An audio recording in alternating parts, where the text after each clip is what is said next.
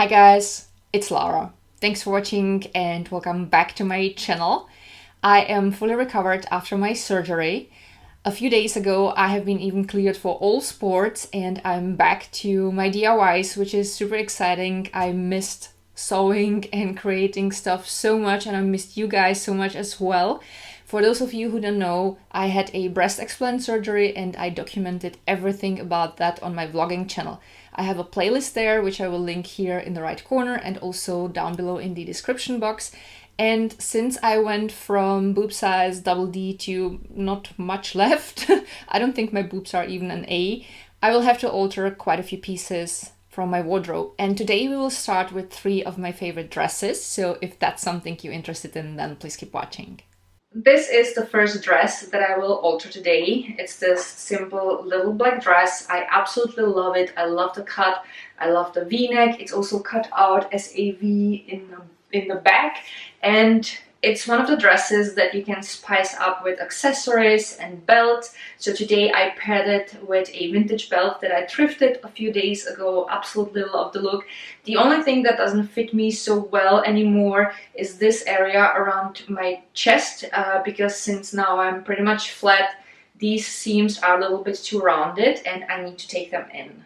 Up to this point where I already have one pin, so from the waist up the dress still fits nicely, and about from here it starts being a little bit too loose and a little bit too rounded, and especially around the height where my nipple is, it's definitely too loose and I have to take it in about half an inch, which would be about 1 centimeter. So I put 2 pins in so that I know how much I want to take it in, and now I will turn the dress to the wrong side and pin both sides from the inside in place. Before we start sewing, let's have a look at how things are pinned in place. Now this is the front part. You can clearly see which seams are pinned in place. I personally like pinning them from the side because you can see that the piece is kind of round towards the sides of the dress. So that's why I like pinning them, like putting the pins in from these sides.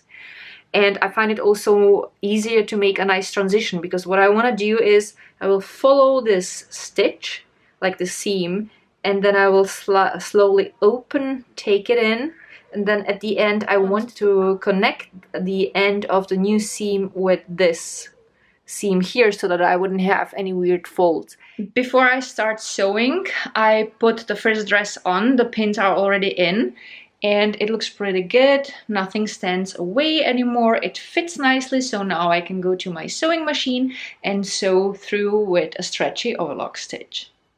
Here we have the new seams. It is very important that the transition is nice and smooth. You don't want to have any bumps in this line. And if you end up sewing in a really weird line, go over again and correct it, because it has to be nice and smooth in order for the dress to fit nicely without any weird folds. What I'm gonna do now is to grab my scissors and I will carefully cut back the excess fabric. I will make sure that I do not cut through the new overlock seam. There you have it. Fabric is cut back.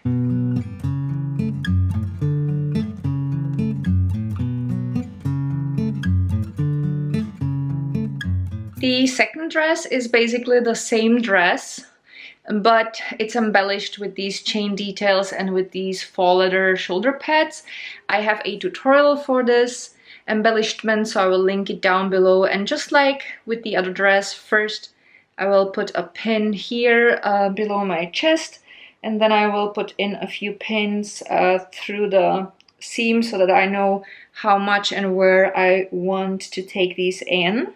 And I will take them in the same way like on the first dress, but there is one more thing I will have to do. This chain now hangs super loose and it is sewn on beneath this button, so I will have to lift the chain and sew it on in a new place. I also put in pins into this dress and I opened the stitches for the chains. So I have here the middle section, the middle chain, and when I hold it tightly towards the buttons, then I can tell I will have to take away 3 of the loops so that it would fit tight again, and same goes for the side sections that are between the middle piece and the sides.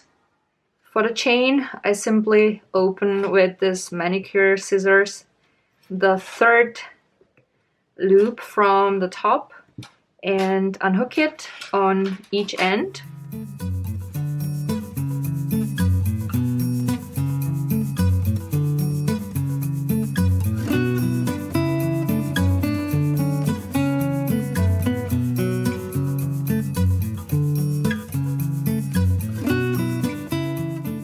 And now I will pin the chain ends here in place. So what I like doing is I like go with the pin inside and then through again, and it should be in place. So, and now I will do the same with the middle piece. I adjust it as nicely as possible, and then I make sure that it lays flat.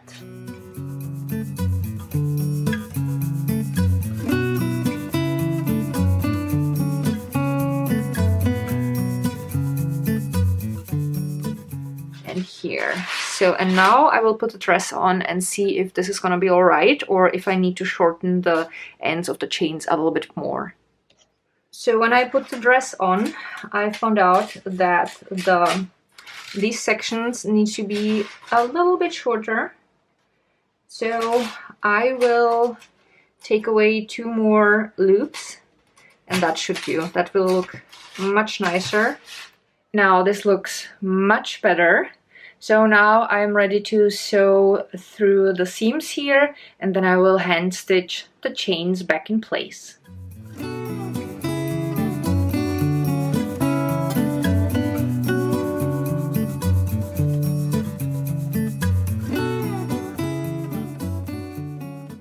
And here we have the top of the second dress.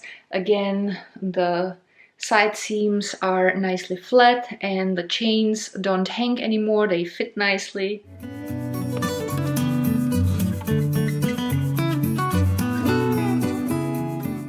And the third and the last dress for today is this cute black peasant dress with ruffles. I love this dress, it's super comfortable, it's made of cotton, and it's just a wonderful dress, especially for the summer, but it just comes up way too high in the front. I don't like how it looks. It feels like it's strangling me, so this neckline needs to be way lower. Now, there are a few possibilities how to do that. Like, if that would be super high and the sleeves would be a little bit longer, I would basically just cut it off where the tunnel through which the elastic band has been pulled through ends, and then I would fold it in and make basically the same scheme, only lower. But I'm afraid if I do that, if I would go much lower than this, the sleeves would be a little bit too short and that would look weird.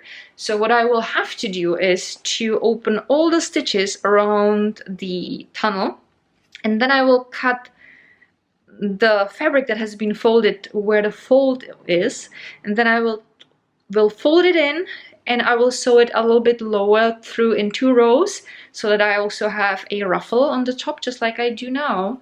So let's do this. So because the front and the back is quite similar, I have sewn in a piece of lace here, like this lace loop on the back part. So I will put 2 pins on the front part so that I know, okay, this is the front. And now I have here a tunnel through which is this elastic band pulled, and the tunnel has been sewn through with 2 rows of straight stitches, so I will have to start opening these stitches very carefully.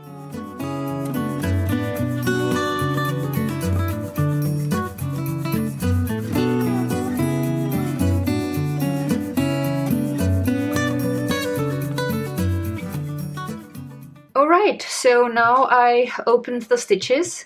And the nice thing is that the dress has been ironed, so I have a very clear fold. So this is where I'm just gonna cut the top part off. So I'm gonna follow the fold.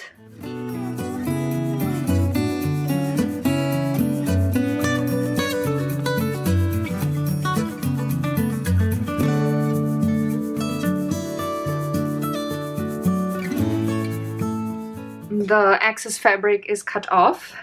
The next step that I will do is I will go back to my sewing machine and I will sew around the edge with a pretty dense and pretty wide zigzag so that it wouldn't fray out. Well, and now I will fold the upper edge downwards so I can still see where the bottom stitch was. So this is where I want to fold it. So I'm gonna put a pin in like so. And I will work my way through around the entire upper edge. Occasionally I will compare the width of how much I folded the edge in, just to be sure that I folded it everywhere the same amount. Everything is pinned in place. I made here on the front part this little cross so that I knew what the front was. And now I will fold the back part in the middle. And I will measure where the middle exactly is. So this is where I will put a pin in. And this is where I want to sew in, again, this little piece of lace, because I want the back part to be marked clearly, so that it's easier for me when I will put the dress on, which side is back and which is front. So, and now I will go to my sewing machine and I will sew in 2 rows. And I will make sure that both rows have the same distance from the upper edge. So I will align the sewing foot with this edge. And the width, it has to be as wide as necessary in order to fit in this elastic band. Here we have it. So there is again a tunnel, so 2 rows of a regular straight stitch. Here on the back I have this little piece of lace so that I can easily recognize it. And I didn't have to leave any of the tunnels open because there are these holes. I can use them. So I have here a safety pin and the elastic that has been already in the dress. I only opened the stitches.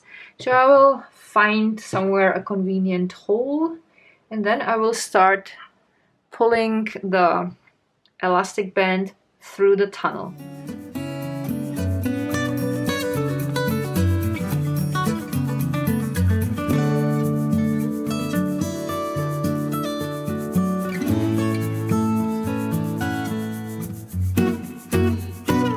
So now I pulled the elastic band completely through, so I'm gonna open the safety pin. And I remember that the ends of the elastic band were overlapping about 1/2 inch, so this is what I'm gonna do. I'm gonna put them together and pin them together, and now I go to my sewing machine and I will stitch this together with a zigzag. And here we have it.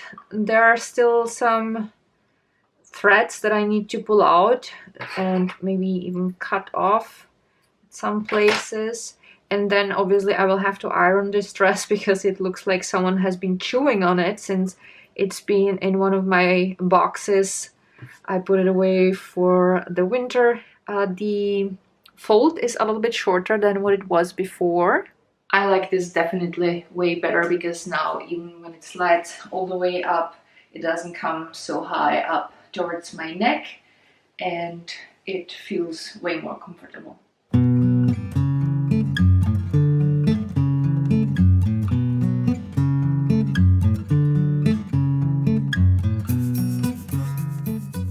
That is it for today. I already picked a few more things from my closet that I want to alter, so there will be quite a few makeover videos in the next few weeks, and I'm also planning on making myself a swimsuit this year, and I want to make myself a new bikini. So thank you all so much for watching. I hope that you guys enjoyed today's video. If you have any questions about today's project, please write them down below in the comments. I love you guys so much, and I'm looking forward to seeing you soon. Bye!